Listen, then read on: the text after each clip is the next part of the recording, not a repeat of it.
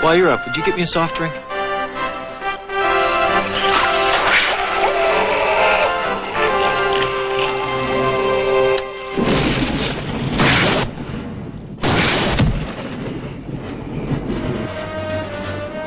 Snakes. Why did it have to be snakes?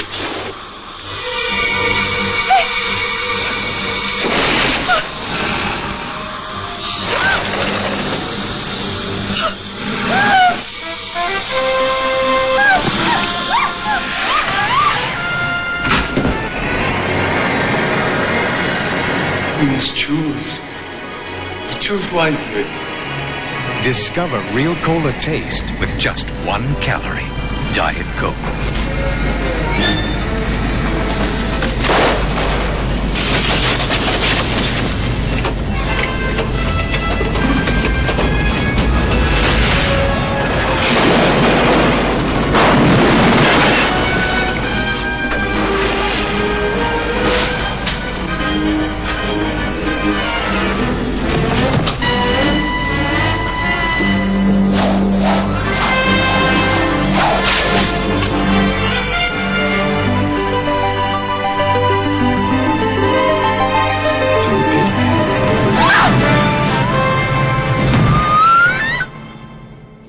You have chosen wisely.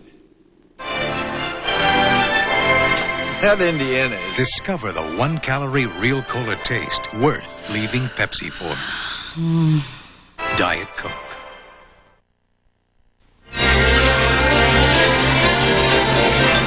Paramount is pleased to bring you our feature presentation.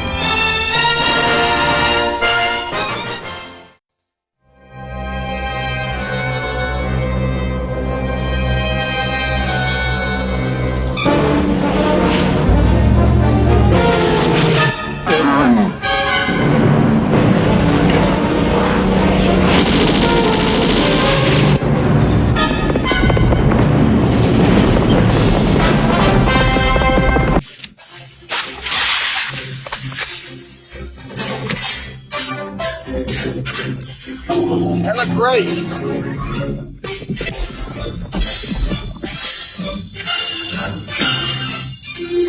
All set? Hardest thing is to keep your hat on. That should do it. Trash.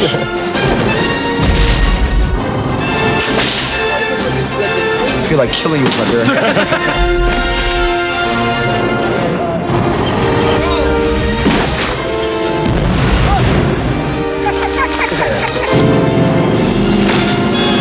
No, just another day at the office.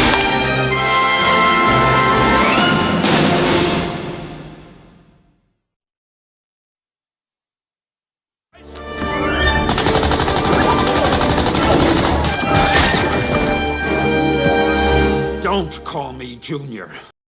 Indiana Jones and the Last Crusade is a 1989 American action-adventure film directed by Steven Spielberg from a screenplay by Jeffrey Boehm, based on a story by George Lucas and Menno Meyjes. The film was released in the United States on May 24, 1989, by Paramount Pictures. The film received positive reviews and was a financial success, earning $475 million worldwide, making it the highest-grossing film of 1989. It also won an Academy Award for Best Sound Effects Editing and was nominated for Best Original Score and Best Sound at the 62nd Academy Awards. A story of director Steven Spielberg's effort to top himself. A personal quest to make this the best of the indie films before putting this part of his life behind him. And one scene best exemplifies that drive to surpass himself. There's a critical 10-minute tank chase in Indiana Jones and the Last Crusade, and for premiere, Steven Spielberg will take us through this vital scene. By explaining the individual shots, we get a rare glimpse into the mind of one of Hollywood's most successful directors. We found a great character, Indiana Jones. He's a wonderful character, and people love him, and they want to see more of him in the same leather jacket and fedora hat. And so do I. 2, 3, 4, 5, 6.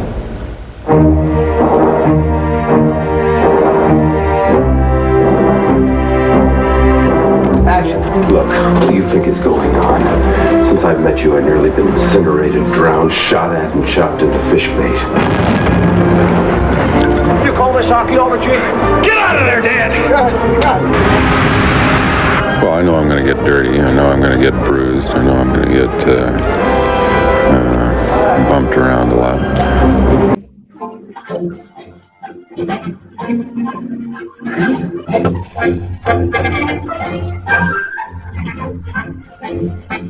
John Williams conducting the scoring session of the closing credits marks the end of the production of Indiana Jones and the Last Crusade.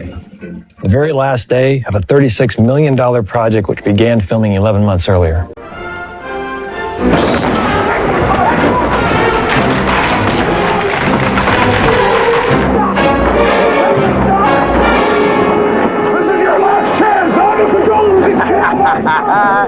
This was a film that 42-year-old Steven Spielberg wouldn't direct unless a captivating story was written that returned Indiana Jones to the fun-loving adventures of the old serials, the movies of the 1930s and 40s, which had originally inspired him and executive producer George Lucas.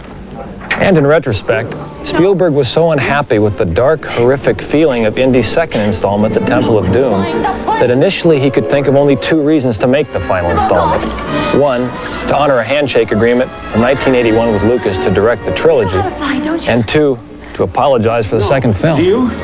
5 years had passed since the last Indy film because Steven Spielberg had rejected 3 potential screenplays, 3 completely different stories that weren't acceptable to him.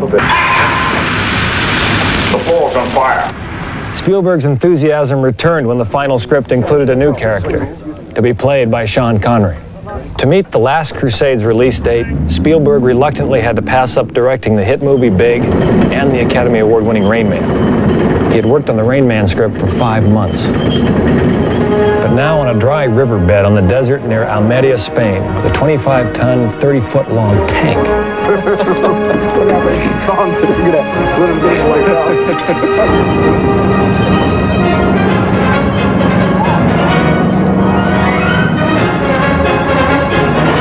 Spielberg will direct Harrison Ford in a demanding tank chase. The chase is a key sequence which will challenge Spielberg to equal the impact of the truck chase in Raiders of the Lost Ark. If it works, he will have combined meticulous preparation as to what story points need to be conveyed with the ability to improvise a complicated scene, shot by shot. My parents' generation was raised on adventure stories and westerns. In a way, this movie has a little bit of the western genre in it. I mean, Indy rides a horse in this one a lot. And there's this great, long, complicated tank chase. Man on horse versus World War I behemoth, steel giant. And that's fun. That was great fun to shoot. I made up the tank chase through storyboard. And I storyboarded it just based on a kind of idea in the script that simply said there's going to be a tank chase and there's going to be a fight on the tank. That's all we had. We had really nothing written at all. Now Vogel and India Especially if it's up there. Yeah, it's just stand on here, Stephen. Little nozzle can move. Yeah. Once he sees this thing operated, you might want to look into it and say, I made the whole thing up in about 2 days, and it was fun. It was fun plotting it out. And it sort of came very naturally. The tank chase began with no middle and no ending. I had no idea how it was where it was going. So I started with, Indy is pursued by the tank. And the tank is firing at him.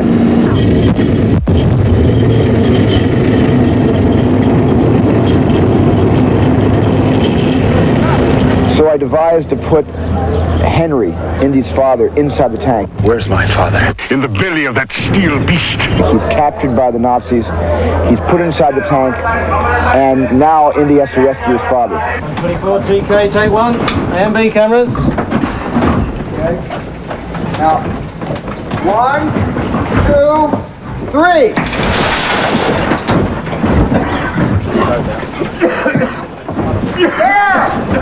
Dad!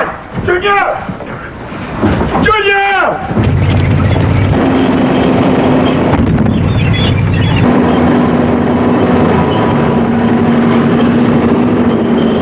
So the rescue of the father by the son puts a spin on the entire tank chase, and gives, I think, all the gags and cliffhangers and near misses a reason for being in the movie. We had two tanks. We had the real tank. We only let the stuntmen on the real tank, but then we had what I call the float tank. I said, why don't we build a tank that we can all work on that's not dangerous, where the treads are made of rubber and the treads don't go all the way to the ground. It's kind of like a float. There's a car underneath it, and the treads sort of, go all the way around, but we can have a man catcher around the entire side of the tank, so when somebody falls over, they fall into a people catcher. Now, Stuart, hit and then just roll onto the tread like you're half confident, like that. Good. That's the idea. You do that, hit there, and just roll over. And don't have to turn yourself here. On the way up, just kind of groggily turn around. Exactly. Are we good? It keeps you moving. It keeps you alive. Yeah. And action! Action!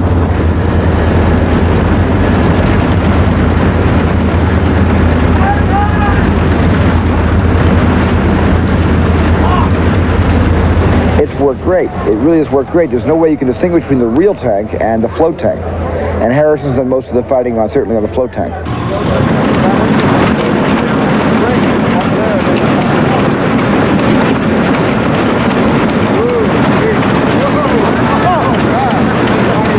Probably 80 mil on Harrison like this. Yep. 80 mil right here. Yeah. You're pushing the back of his head down. There we go. We must be a bit higher for that, just a bit. And in the meantime, we put on a side rig to get me in Panavision the entire thing going by, so the lens is about here. Yeah. Stephen, we got this in the foreground too. What's that? Wait. What are you doing? Great. The best moments in Indiana Jones's personality, the best character moments come within an action sequence. A look, an expression after a punch. There's going to be a lot of use in later life. Okay, here we go. Let's shoot. Yeah, I mean, it's all part of the same panache. So it's very, very important that Harrison does get involved in some of the fisticuffs. The dangerous stuff, certainly not. But the stuff that's reasonable, Harrison loves to do.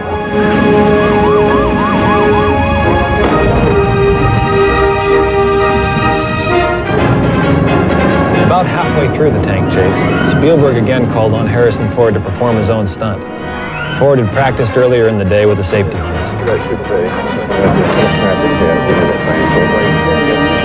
Spielberg spent 2 weeks filming with the $200,000 custom-built tanks to create a chase that would last 10 minutes in the movie. That looked great. Good pieces there.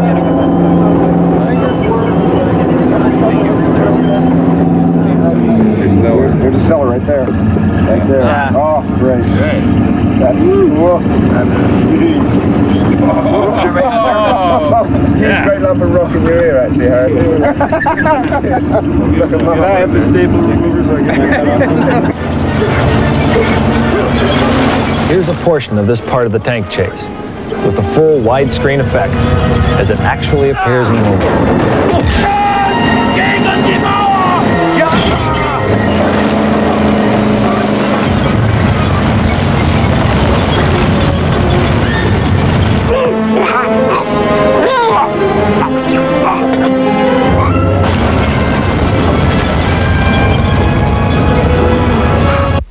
We don't want to give away the entire scene.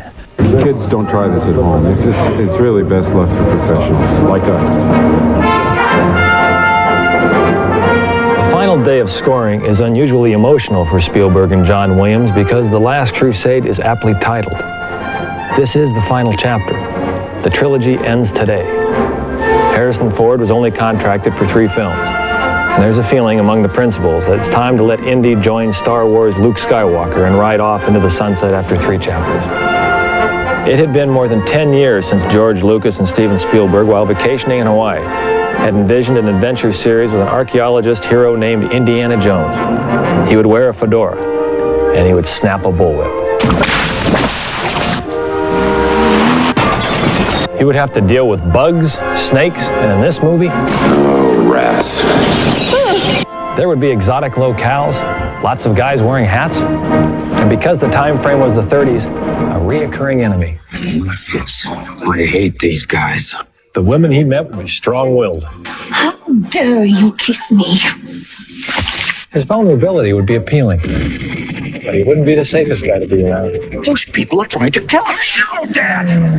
It's a new experience for me.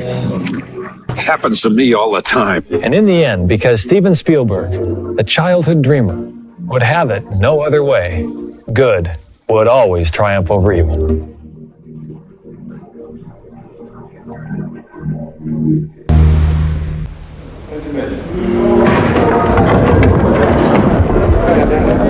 No, just another day at the office. Thanks. Indy is a hit again.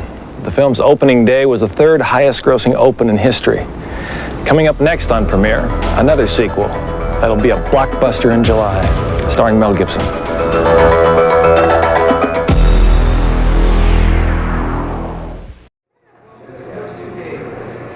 It's very soft. Can I override it? Here, push in here. There it is. Aha! Yeah, there you are. Hi, Mom. Hi, Dad. Merry Christmas. Yep. Stefan, say Merry Christmas. Mom and Dad. Merry Christmas. Mom and Dad. and our dogs, too. What's the names again? Toto. Look at you, my pretty. So this is what we do for fun here. And Eric Jensen is the cameraman. What a nice gentleman that he is. Don't get the lovely assistant. No. Pictures. I'm not going to make any Sean Penn jokes either. I'll tell you that.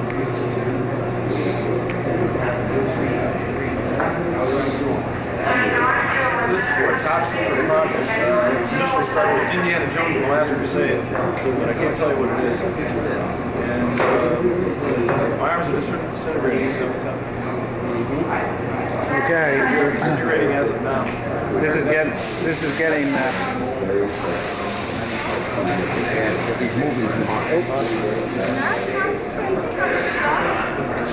All right.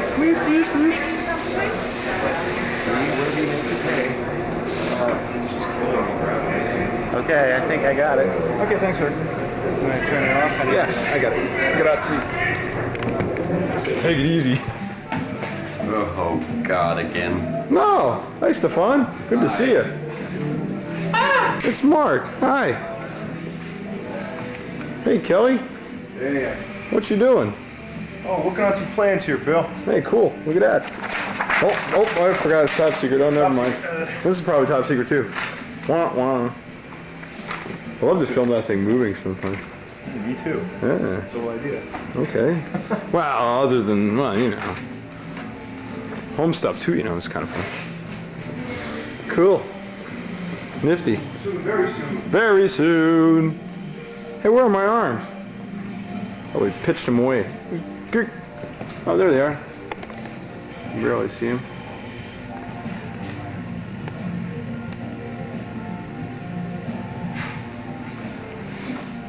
Those are Bill's arms. Soon to be in the next Indiana Jones film. Ain't that something, boy?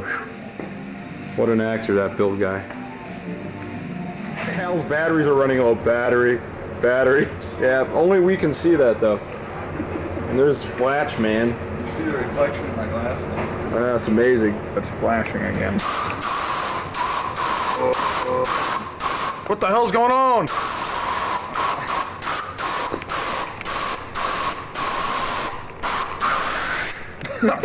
Cooey. Yeah.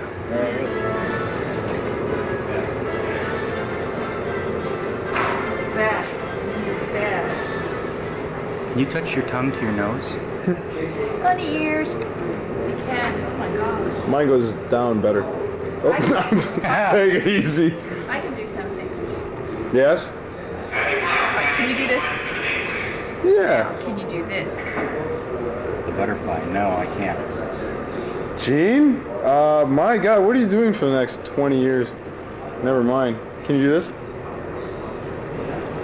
I can't. No, I can't. Oh, goodness. Well, you see, I'm that special person. Hope no one comes around here with a camera or anything. The wet one.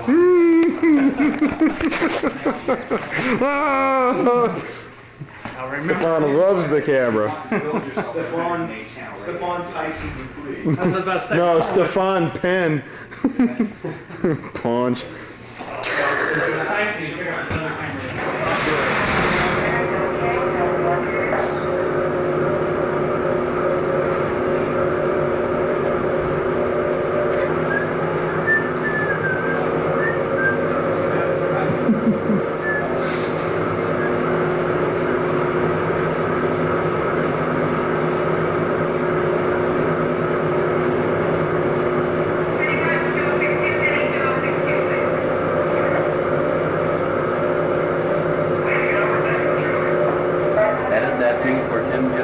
Yes. He's up till like 2 in the morning doing it. It's Sky Cam! That's right. It's the fall cam.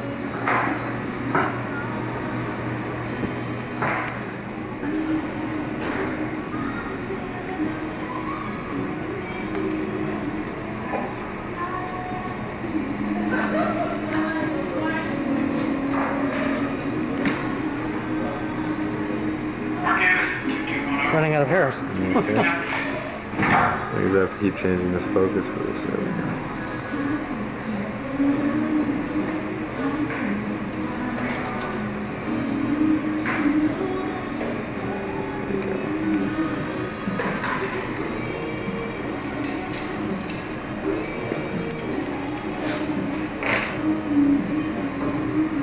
It was a little large.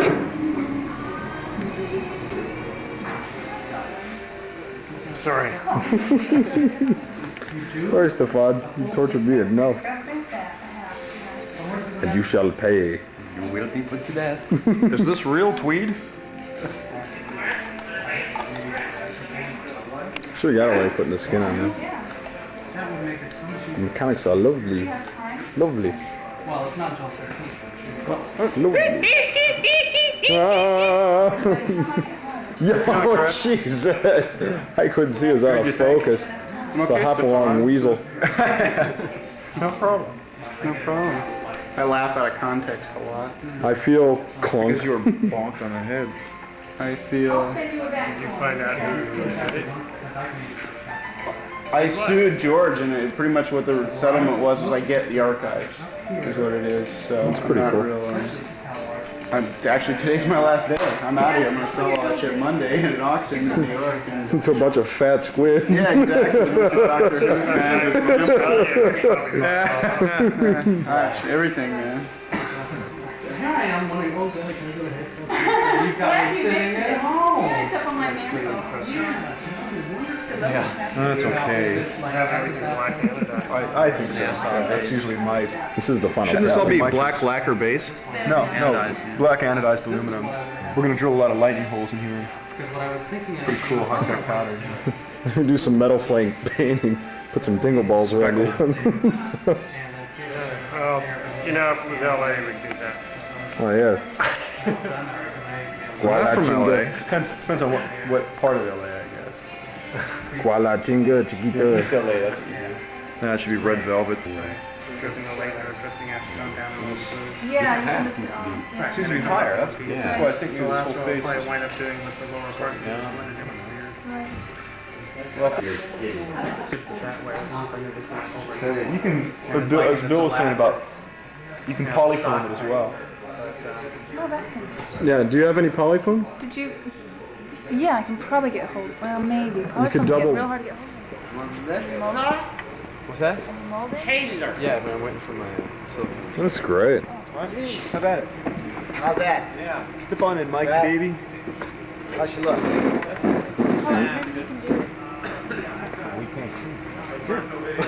That's what we're talking about. No personal videos. Hey. You know, you signed a thing when you came to work here. Now you gotta grab his arm and kind of hold it up. Slip into his eye. Did it let go of you? You're on the lip, right? So here's the deal. When we first start rolling the camera,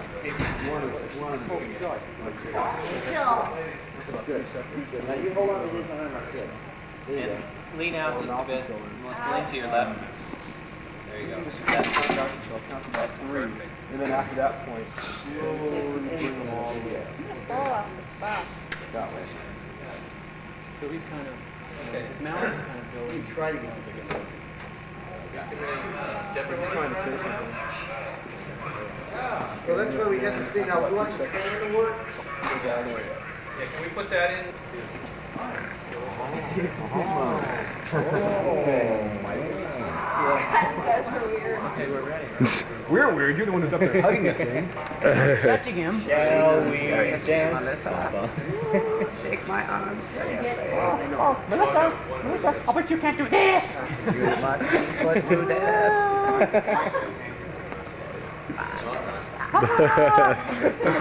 That's Your great. mother so sucks that Smell. 24 FPS. So you guys ready? Mike, put his lips all the way down. That's why they're down.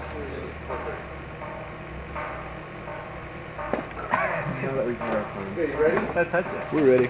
Everybody set? We're so ready, we're bored. No, you No. just have to just stand. Just stand there.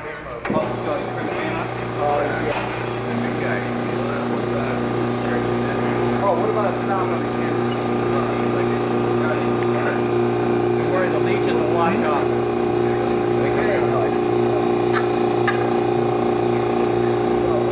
You're gonna get that count. Yeah, I will. Okay, everybody ready? You set, Don? Yeah. Everybody set. Ready? Okay, here we go. 3, 2, 1, rolling. Hold it. Speed too fast. We can't do it.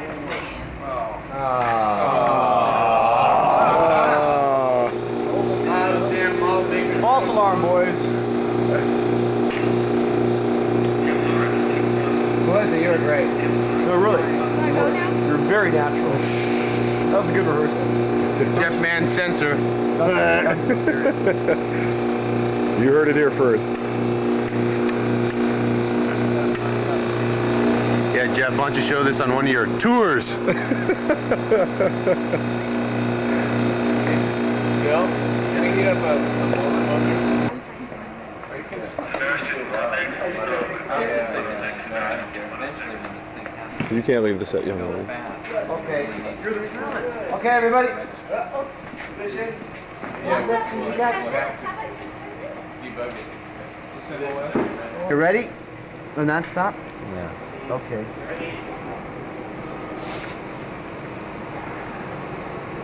All right. 3, 2, 1, rolling. Why should go so slow? Stop. All right, one more. Ooh. Yeah, pull back to that. We're going to do a variety. Slight problem. Okay. And this construing. All right. 3, 2, 1, rolling. 200, 300, 400, 500, 600, 10, 9, 8, 7, 6, 5, 4, 3, 2, 1, done. Great. Creepy? Doing anything yet, hardly, Yeah. and it's scary. Amazing how much expression changes.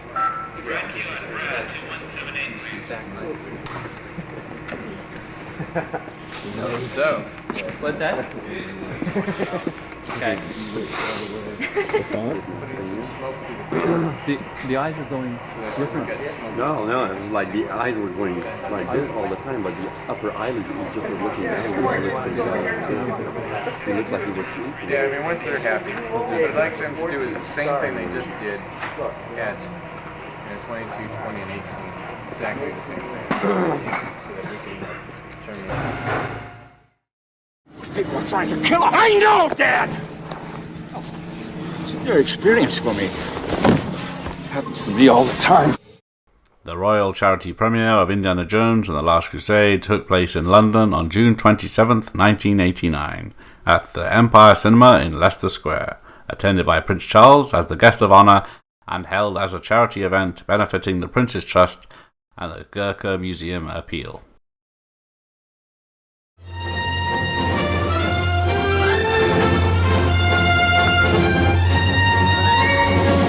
Harrison Ford is Indiana Jones, a match made in box office heaven. And for the third installment of this adventure series, ticket buyers will get to see Jones, evil Nazis, and greedy collectors all fighting for the mythical Holy Grail. Engraving on the shield. It's the same as on the Grail tablet. The shield is the second marker. I'm happy to say that I think we're back to the old... Rubbing Dad's made of the Grail tablet. The old taste. And that it's this is a film that you can bring younger children to without any reservation. Dad? Junior?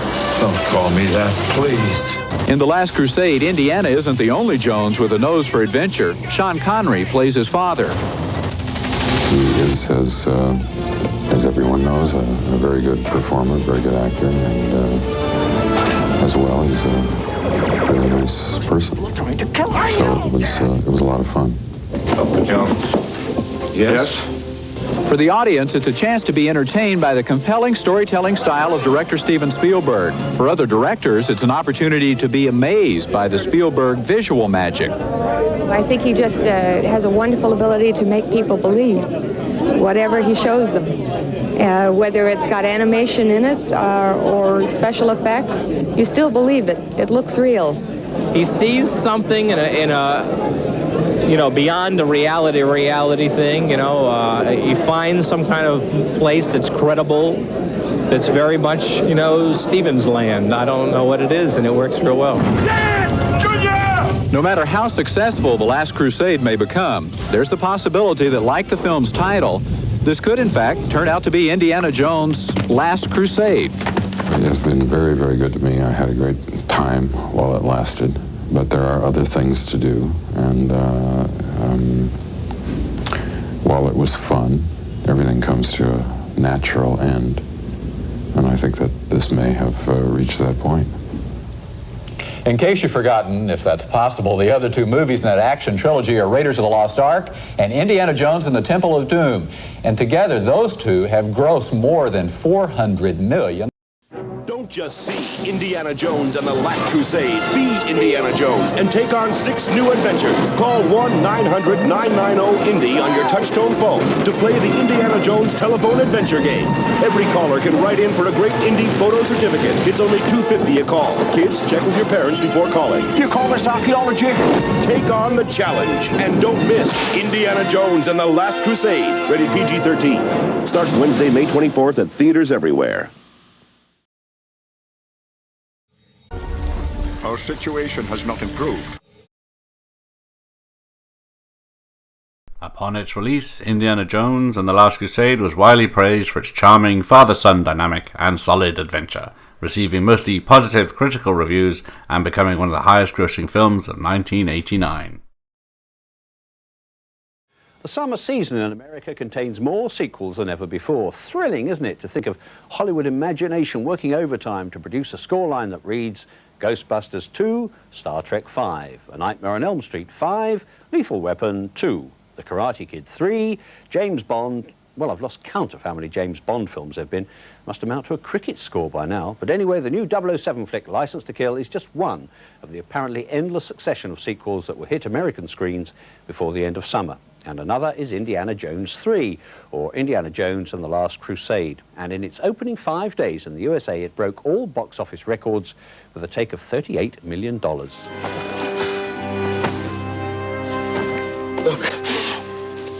Engraving on the shield. It's the same as on the Grail tablet. The shield is the second marker. Dr. Jones? Yes. I knew it was you. You have your father's eyes. And my mother's ears. But the rest belongs to you. Indiana Jones is in search of the Holy Grail, and he's also trying to rescue his kidnapped father in Indiana Jones and the Last Crusade. It's one of 5 new movies we'll be reviewing this week on Siskel and Ebert, and I'm Roger Ebert of the Chicago Sun-Times. And I'm Gene Siskel of the Chicago Tribune. Our first film is the third and last Indiana Jones adventure, and although this production is exceedingly well made, save for a rousing ending, I wanted more. More humanity, more wit, more laughs. More of a film like the original Raiders of the Lost Ark. In Indiana Jones and the Last Crusade, Harrison Ford meets a beautiful Austrian archaeologist who helps him look for clues in the rat-infested catacombs of Venice for the location of the Holy Grail, the legendary cup Jesus drank from at the Last Supper. The most important character introduced in this film is Indiana's archaeologist father, played by Sean Connery. He's been captured by the Nazis, who also want to find the Holy Grail. I will take the book now. What book? You have the diary in your pocket. You don't. Do you think my son would be that stupid that he would bring my diary all the way back here? You didn't, did you? Like the other films in this series, action is everywhere as Indiana tries to rescue his father and a colleague played by Denholm Elliott.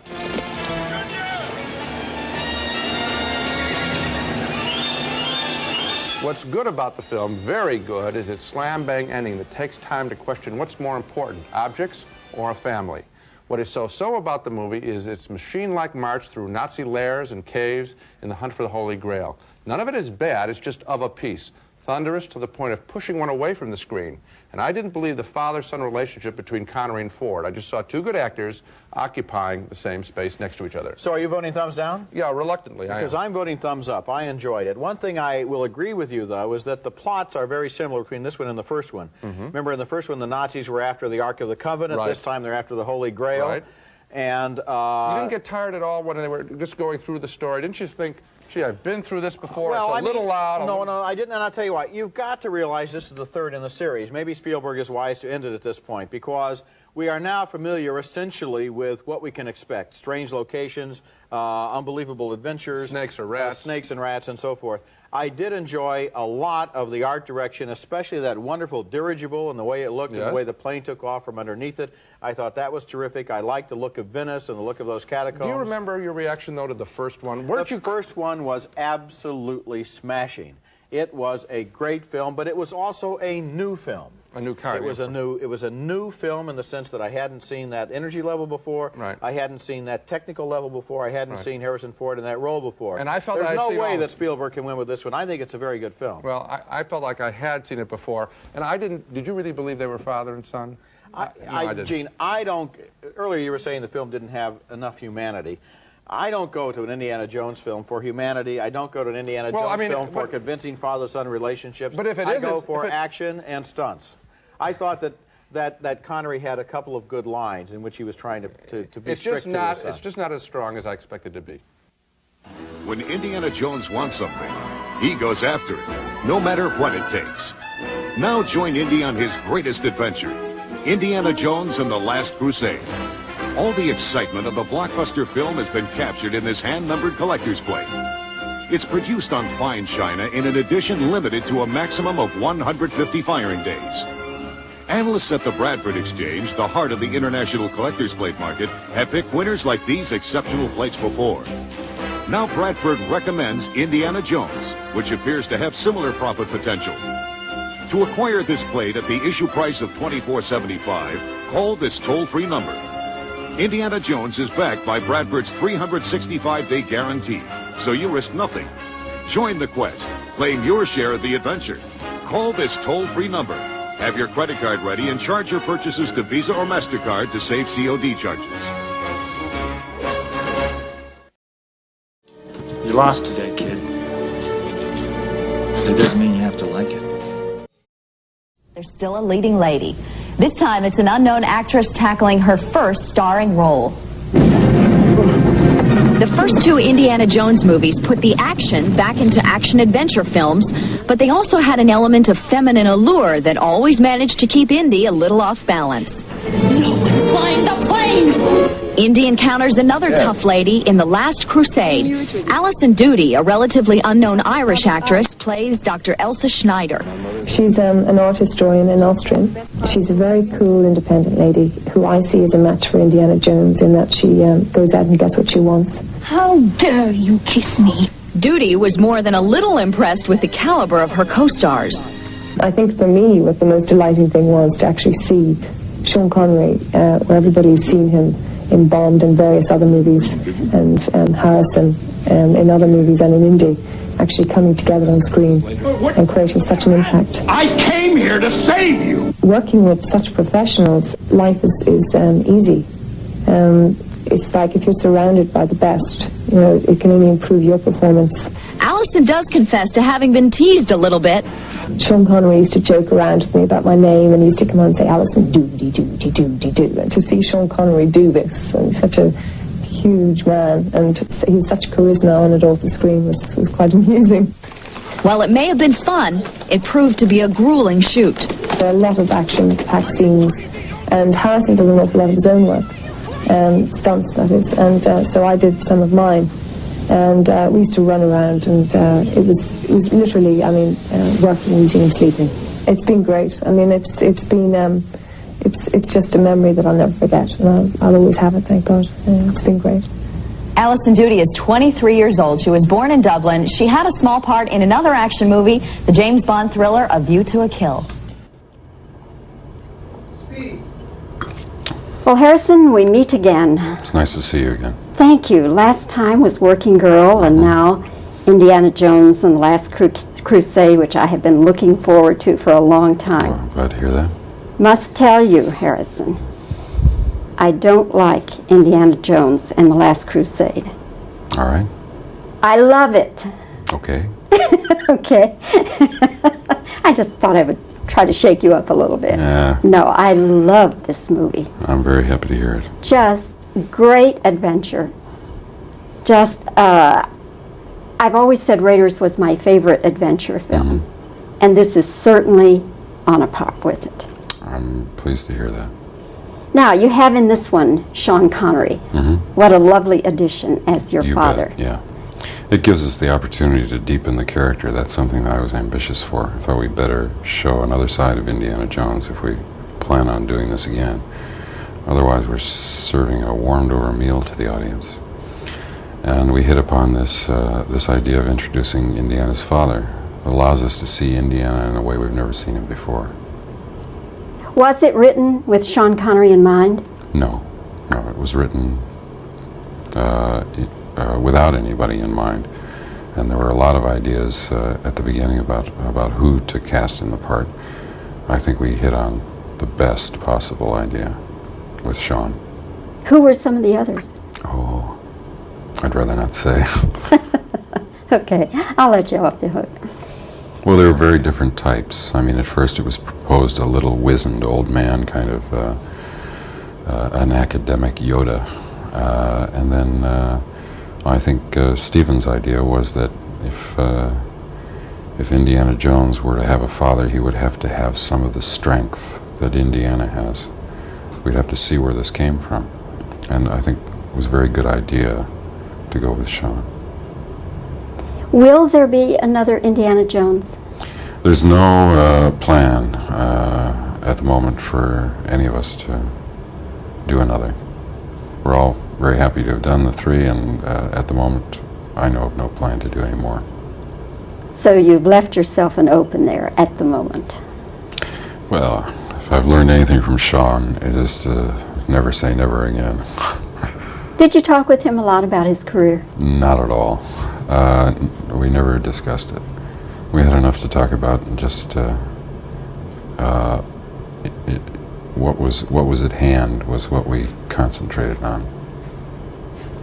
The thing that amazes me every time I see one of these pictures is the action is so incredible. Now, you have to understand that I'm a devout coward. That's up front. I don't know what I would hate most, the water, the fire, or the rats, or the snakes. Well, you must understand that everything is contrived. The whole company's efforts are devoted towards making these things safe to do. And I think if you saw the precautions taken, you might feel that you could deal with them all yourself as well. Safe is one thing. Cold and wet is something else. Rats running around is something else. It's It may look uncomfortable, but it still turns out to be a pretty good way to earn a living. For the kind of money they pay. Okay. Okay. I'm not sure that money means that much to me. Well, the truth be told, rats don't scare me. Bugs don't bother me, and snakes didn't either. They're all things that I played with when I was a kid, and I have no aversion to them. I think it's very clever of Stephen to trot out people's fears under a controlled circumstance to allow them to exercise their fears, and that's one of the great pleasures of these films. What's the worst thing that happened to you on this picture? I can't even think of anything, any significant injury or anything, bumps and bruises and all, but there weren't any injuries this time, happily. There were some before? I hurt myself on the second one. I had a ruptured disc, and I had to come back to the States for 6 weeks and have an operation and heal up and go back and finish the movie. That was on Temple of Doom? Yeah. And what was the scene? Well, it was something that went on for a long time. It was a condition that was aggravated by continuing to work to the point where it got to be impossible to work. And that's when I had to shut down production. Harrison, are you aware of the Disney MGM theme park where they have the Indiana Jones exhibit? I've heard about it. What do you think about that? Because they tell how the rolling ball works and show how it works. I don't know. As I say, I haven't seen it, so I can't really comment on it. But do you like them giving away that much of the movie magic? Oh, I think we've been pretty well exposed. I don't think the movie magic, I think people are interested in how these things are done. I think it's regrettable when they know too much. But it seems to be an interest, and I don't really mind too much. I think if it's something in the past, the rolling ball is not likely to be done again. So I don't think we're giving away or spoiling anything that will change their movie experience. Well, the time goes much too fast, Harrison. I'd like to sit here and talk with you longer, but they have the hook out. Sorry. Anyway, congratulations. Fabulous picture. Thanks. It's got to be the blockbuster hit of the summer. And just continue to take care of yourself. Thanks so much. Nice seeing you again. Good to see you, Harrison. Bye. Stop tape. Thank you. Make Harrison Ford a superstar. Now, as the third installment in the saga is released, its sexy leading man reveals his measures of the movie's success, and it has nothing to do with box office grosses. Lisa Gibbons has the story. Harrison Ford is back playing Indiana Jones, the adventurous archaeologist who seems to spend more time fighting than finding artifacts. So what's behind the appeal of Indiana Jones? Good-looking son of a bitch, isn't he? No, I mean, what do I know? You got the wrong guy to ask. I mean, the movies are very successful. The movies, I mean, I'm not talking about their financial success. I'm saying as movies, they are very successful movies. That's why. That's why we like them, because they work as movies, and we like movies.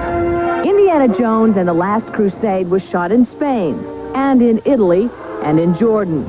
In many scenes, Ford looks as if he's doing his own stunts. I don't do stunts, though. If it's a stunt, it's done by a stunt man or woman. If it's merely physical acting, then I do that. I watch a lot of these shots, though, and know that's got to be him there. Mm-hmm. And you're getting beat around pretty well.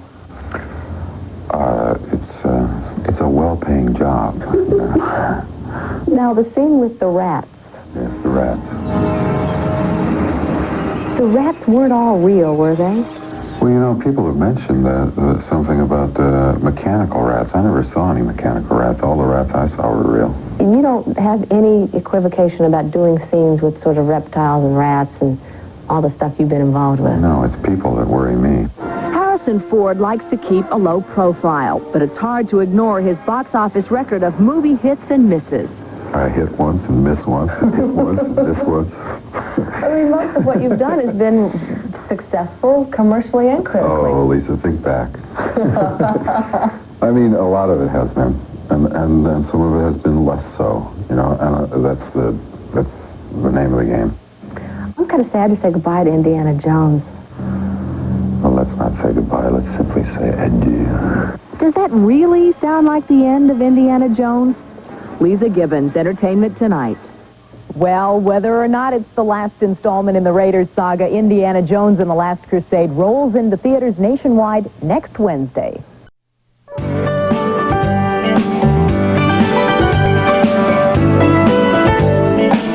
is Harrison Ford. Good morning, America. It's not a bad face. Yeah, he looks just like the guy who's the actor. Has the same name and everything. Yeah, isn't that a coincidence? It's incredible how we're able to do that. It is now 13 minutes before 9 o'clock. Well, Indiana Jones is coming back to the screen. The movie opens tomorrow. You can get in line now. This time, Indiana Jones comes back with something, or perhaps I should say someone, extra. Chantal reports on Indy's latest adventure and his alter ego, actor Harrison Ford. Archaeologist Indiana Jones first rolled onto the movie screen 8 years ago in Raiders of the Lost Ark as he perilously set out to find a holy artifact, the Ark of the Covenant. Then a few years later, Indiana returned in search of a sacred stone belonging to a village in India. You know how to fly, don't you? No. Do you? Oh, no. How hard can it be? So it wasn't hard bringing Indiana Jones back for a third and last crusade. This time we meet Indiana's father, played by Sean Connery, and together they embark on a quest of a lifetime, the search for the Holy Grail. Don't. Do you think my son would be that stupid that he would bring my diary all the way back here? You didn't, did you? You didn't bring it, did you? Well, You did. Look, we'll discuss this later. I should have mailed it to the Mox for a week. It was our ambition to offer something more to the audience than we had before. I in particular felt that if the character were not deepened, if we couldn't give greater expression to the character, that it really wouldn't be worth doing. And I think we found a device that allows us to show sides of Indiana Jones that you might not otherwise have seen. Interesting that one of the themes of this movie is the father-son relationships. You know, I can't even think of any novels that really are great novels about a father-son relationship. I wonder if it's because it's so complicated. Well, it's surely complicated. I think we have to give a nod to the writers on this. They did a really wonderful job of phrasing this relationship, and we get to see it go through its natural changes. It's a part of everybody's experience with their parents that all animals probably, that the weak young animal needs the protection and instruction that the parents can give it. It's been said that a hero is a hero because he seeks only to be of service and not a celebrity. Do you suppose that's one of the reasons Indiana Jones is thought of as such a tremendous hero? I've always sort of had difficulty with this question about heroes. I have been accused of playing heroes. It's never my intention. It's never what I have actively done. I tried to create a character that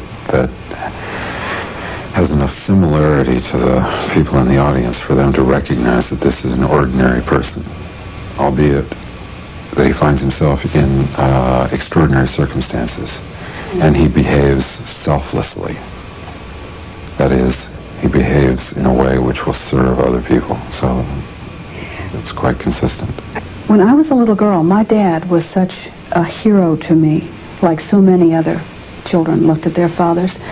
But I wonder, particularly with you being a relatively new dad again, do you think it's harder to be a hero to your children today than it was when you and I were growing up? Well, I think it's more the style of our times to disabuse children of those kinds of notions. When my eldest, older kids were growing up, they were growing up in a far different atmosphere than Malcolm's growing up in. I was poor. I was struggling. And they saw me through that period into where I am now. The only thing I worry about Malcolm is that he won't have that you won't have that perspective. The physicality of this movie was really most amazing. Did you do quite a few of your own stunts? I mean, it seemed that way. The stuntmen do the stunts. I do what's reasonable to do. But for example, what do you think it was reasonable? I mean, you did some extraordinary things. well, but I did them in short little pieces.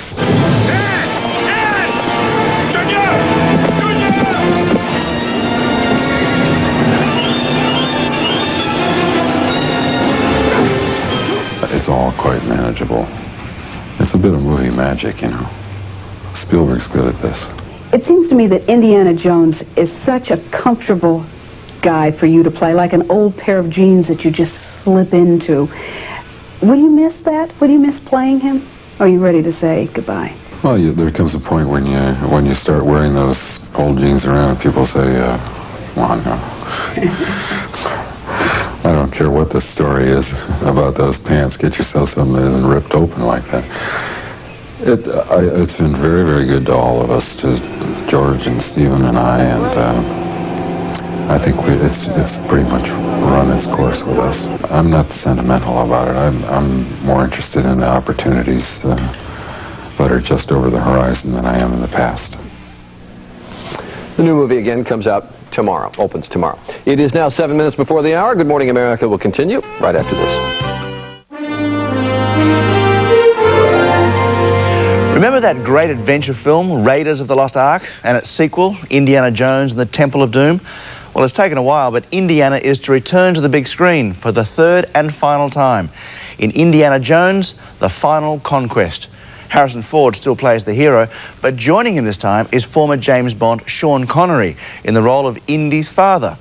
NBC's Jim Brown takes us on location to where the film is being shot in Spain. Action. Junior! Junior! Junior! Now, I'll bet you never expected anyone to call Harrison Ford Jr., especially when he's wearing his Indiana Jones wardrobe. But that's exactly what he's called by the actor who is playing his father in this latest version of the series titled Indiana Jones and the Last Crusade, filming here in southern Spain. That actor is Sean Connery, in a brilliant casting idea from director Steven Spielberg with the enthusiastic support of producer George Lucas. Yeah, that works. Okay. That works. But he pulls me back. Yeah. Now, I don't do what I did before, which is that.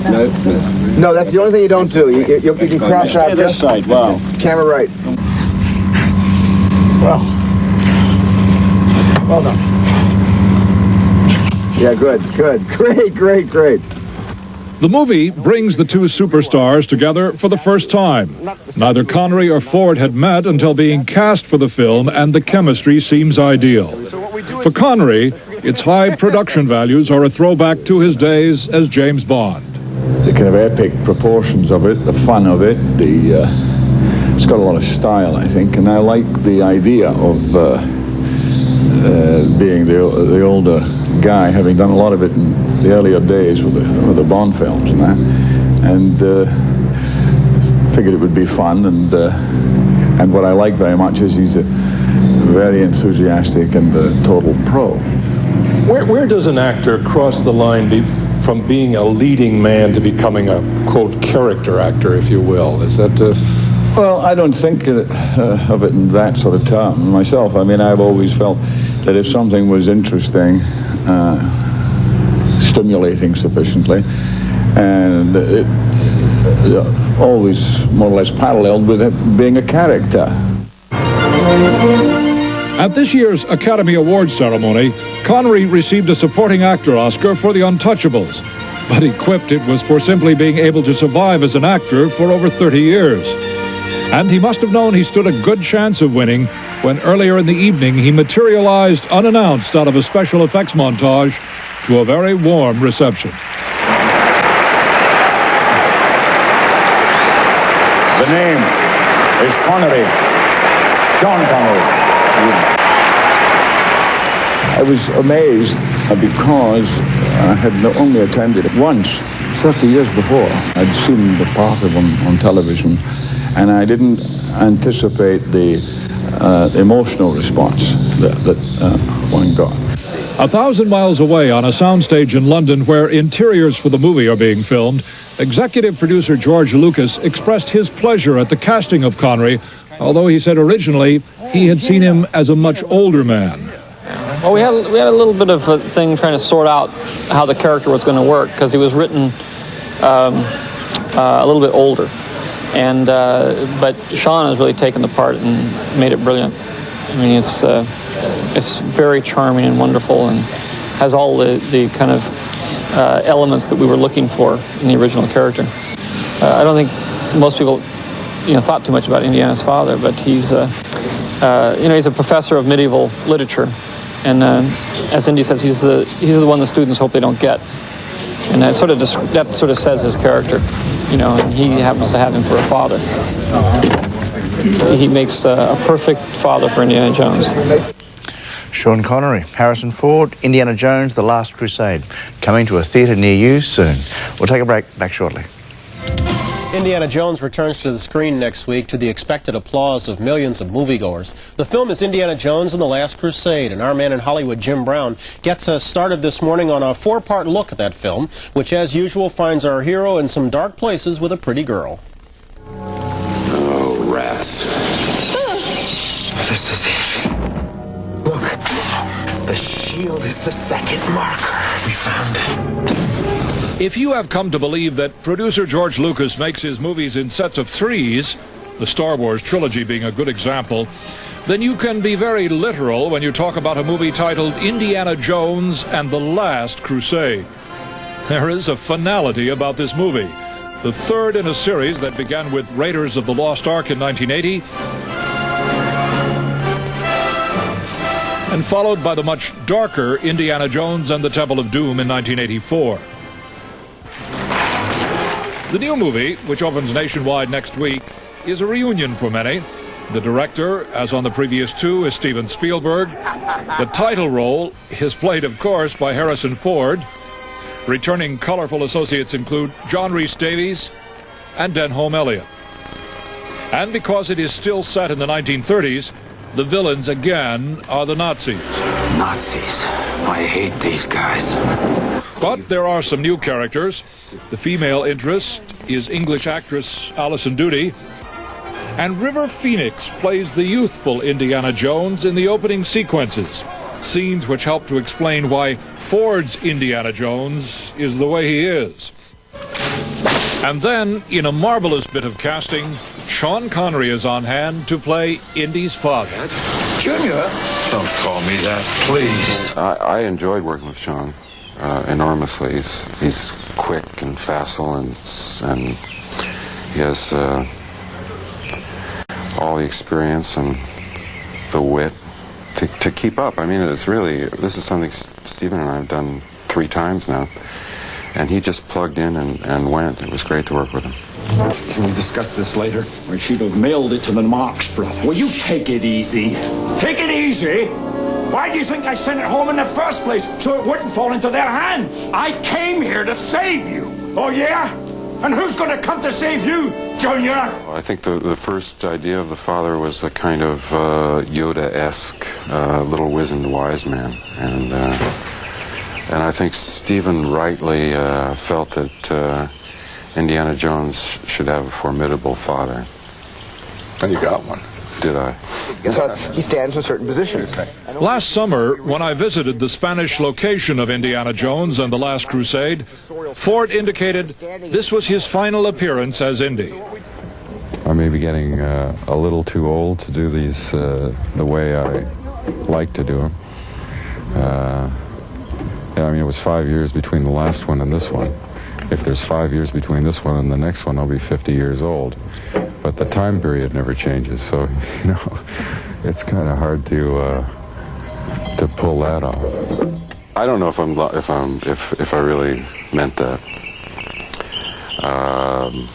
I'm real ambivalent about it, and I suspect Stephen is too. I mean, it's something we've done so many times. We really feel like we're repeating ourselves, and that doesn't feel good creatively. And yet I think we pulled the last ounce of of mystery out of it that we could have. I think we took it as far as we could. I don't know. If I learned anything from Sean, it was to never say never again. Where's my father? In the belly of that steel beast. Dad! Junior!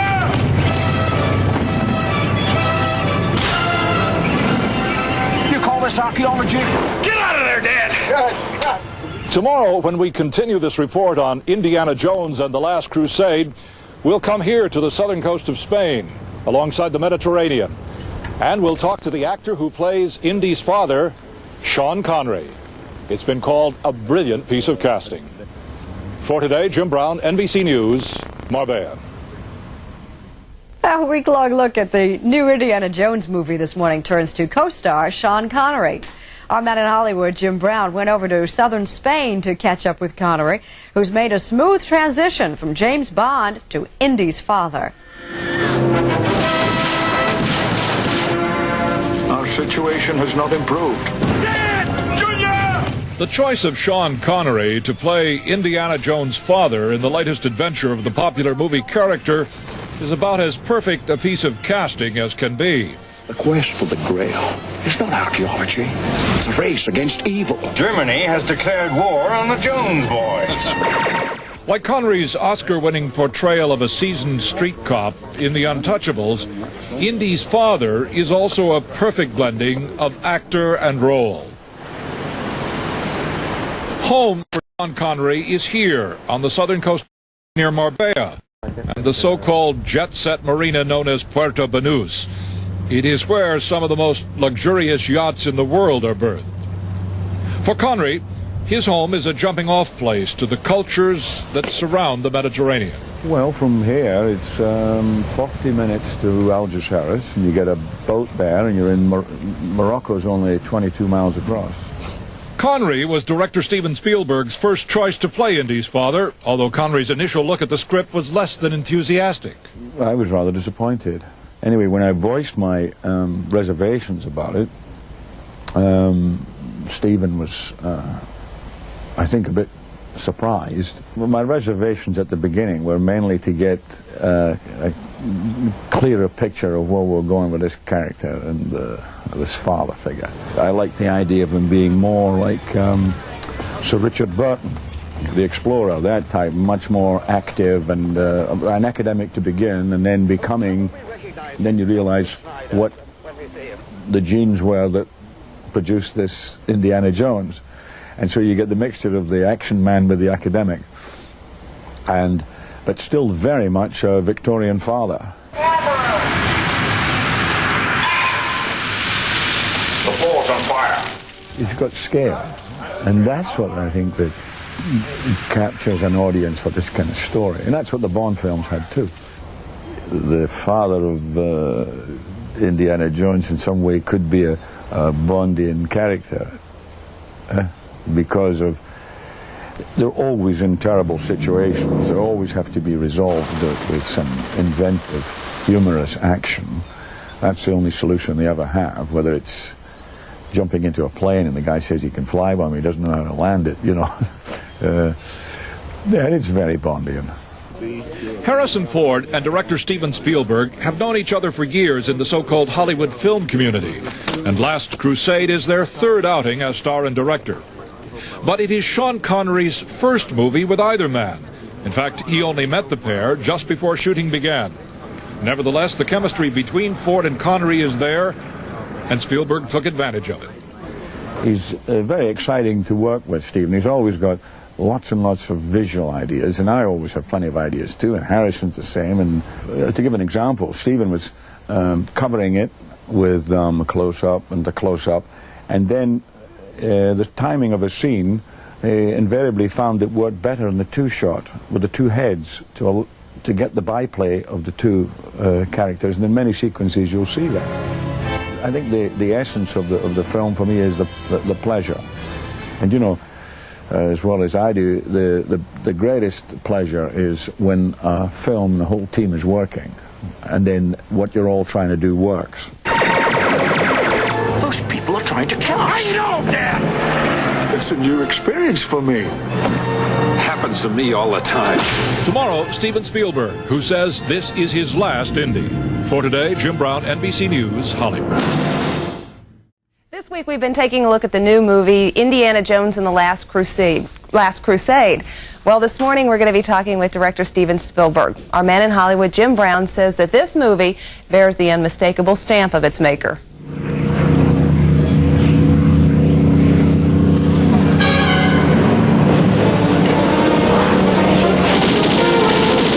It is the kind of movie that has made Steven Spielberg a wealthy man and the cinema icon that most young directing hopefuls would like to be.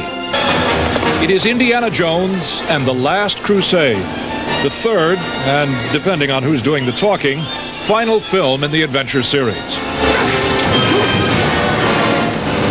100 millimeter on the ground. This is Spielberg at work last summer in Spain with his stars. Harrison Ford returning as the archaeologist adventurer, and Sean Connery as Ford's father.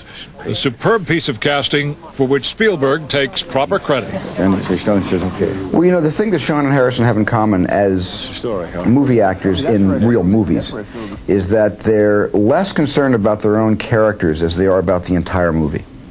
And I really like that a lot, because they're looking ahead to see whether the movie's going to be any good. And Harrison's always been concerned about, you know, whether this works or that story point works, or is it too mysterious or discombobulated for the audience? Will they understand this? Or are there too many clues or too few clues? Harrison always gets involved in that kind of devil's advocate, you know, conversation with me. And in the same way, Sean.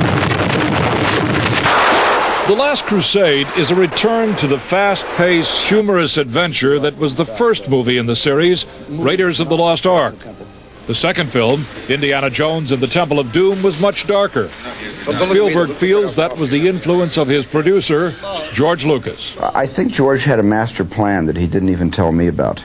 And he might have been trying to parallel a little bit the Star Wars saga with The Empire Strikes Back and Temple of Doom having a kind of darkness to both of them. But I was a little more in control of the third movie in terms of what it was going to be about. It was my idea to do a father-son relationship picture using the backdrop of Raiders to give it its, you know, overdrive.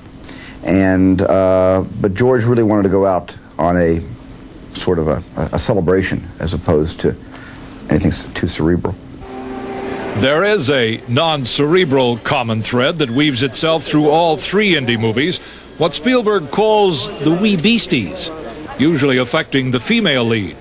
In Raiders, it was snakes, proving a problem for leading lady Karen Allen. In Indiana Jones and the Temple of Doom, bugs, which had to be faced by Kate Capsule.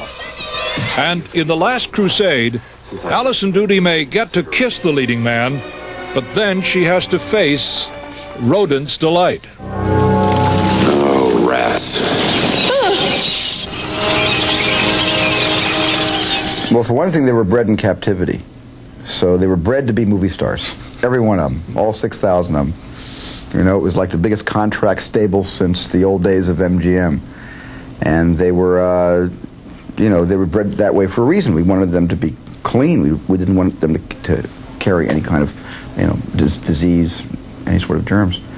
That didn't quell the fears of the crew. Because once again, like in the previous two films, there's at least half the crew that doesn't mind rats, and the other half can't stand them. So once again, half the crew works on the rat sequences, and the other half of the crew goes outside the soundstage and talks until the scenes are done. Same thing with the rat. Same thing with the snakes. In the first one, we lost half the crew on the first movie, and we lost 3/4 of the crew with the bugs.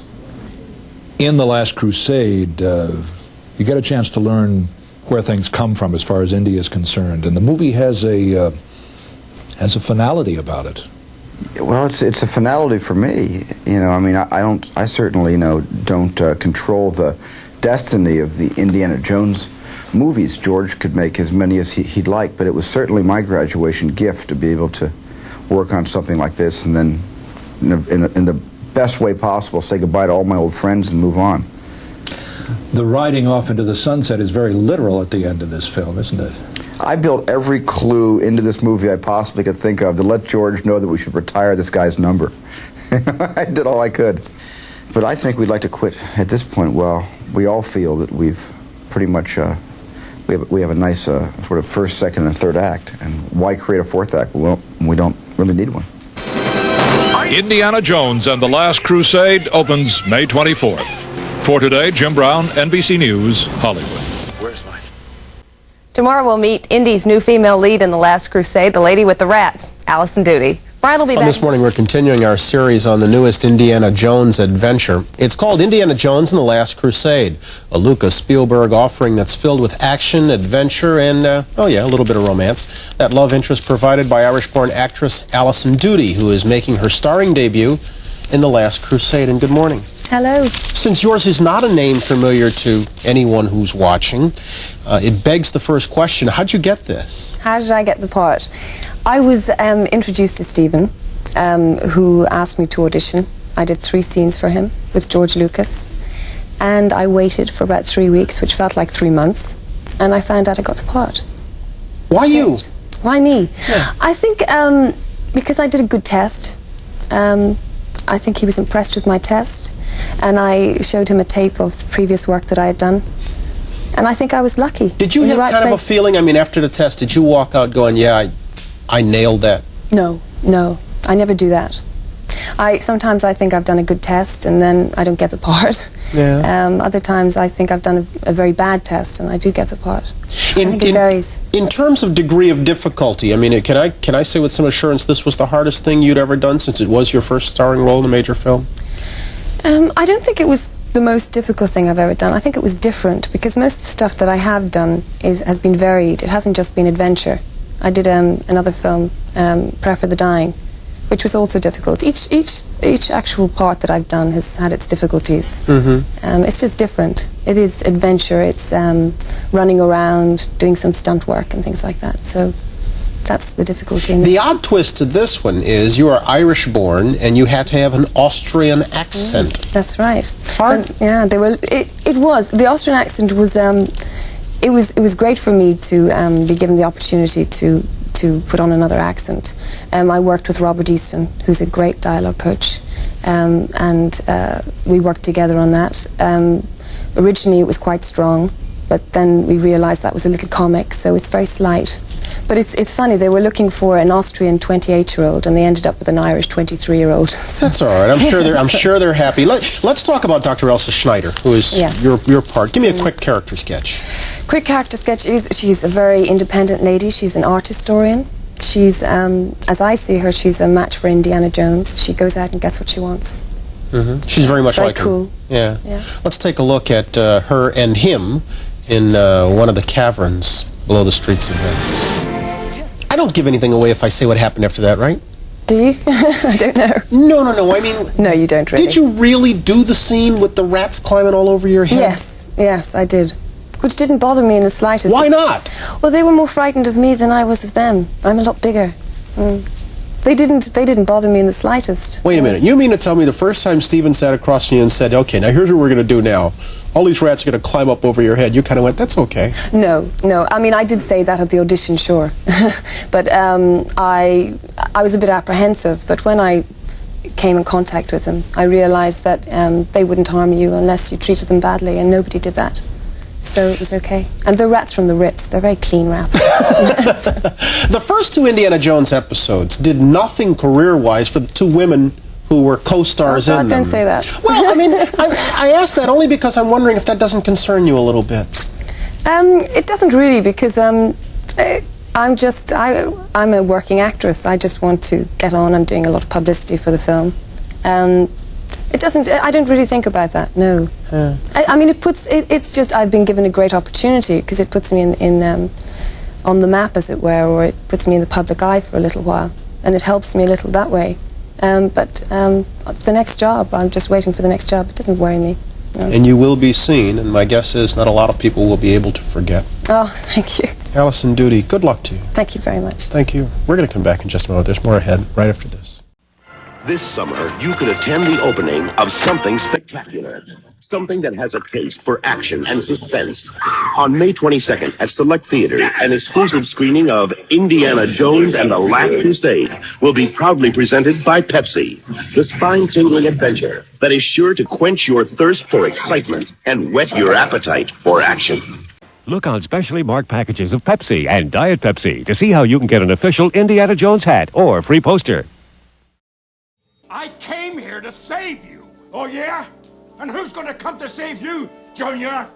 Now available from Paramount Home Video, Indiana Jones returns.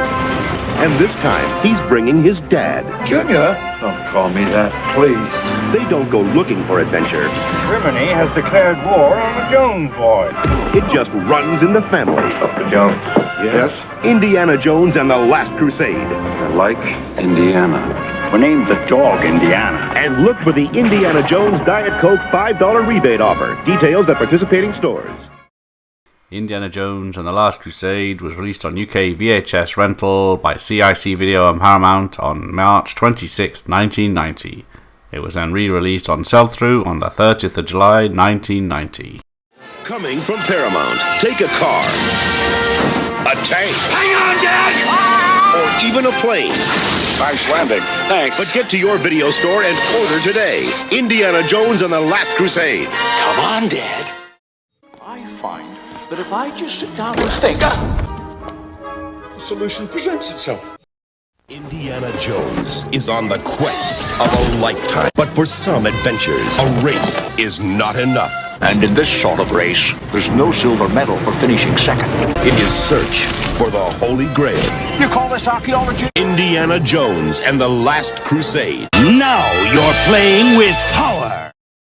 Indiana Jones and the Last Crusade, the action game, was published in 1989 by Lucasfilm Games, based on the film of the same name.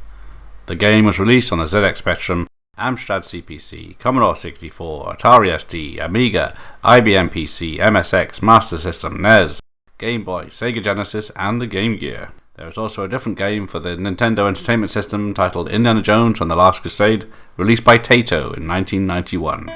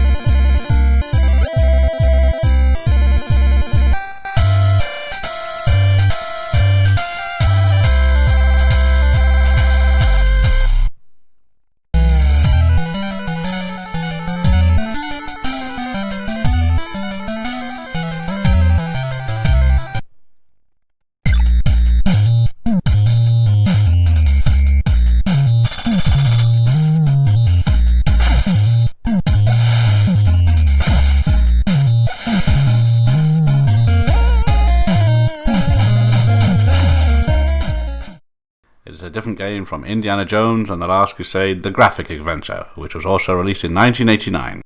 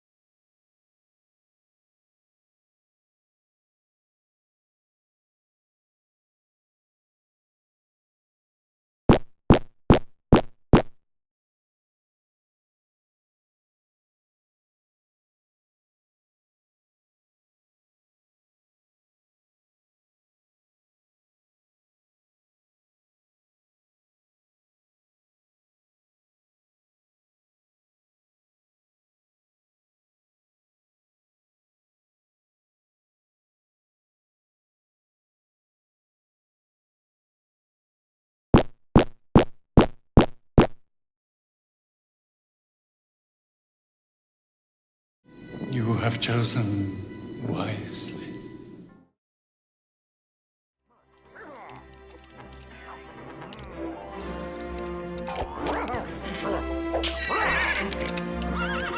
Hmm.